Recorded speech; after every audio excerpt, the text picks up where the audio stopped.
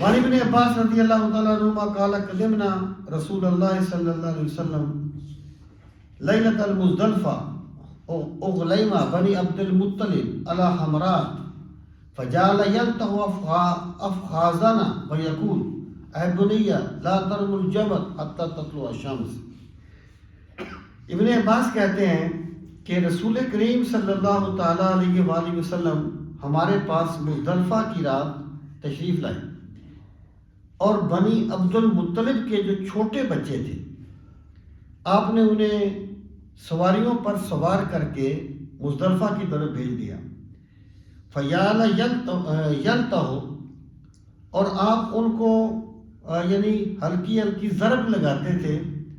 وَيَقُولُ، اور فرماتے تھے اے بنیہ، اے میرے بیٹو، لا ترم الجمر حتیٰ تطلع الشمس، جب تک سورج طلوع نہ ہو جائے تو اس وقت تک تم نے جمروں پر رمی نہیں کرنی۔ یعنی جو پہلے دن کی رمی ہوتی ہے وہ سورج کے زوال کے بعد ہوتی ہے۔ زمانہ جاہلیت میں کچھ لوگ رز سے بچنے کے لیے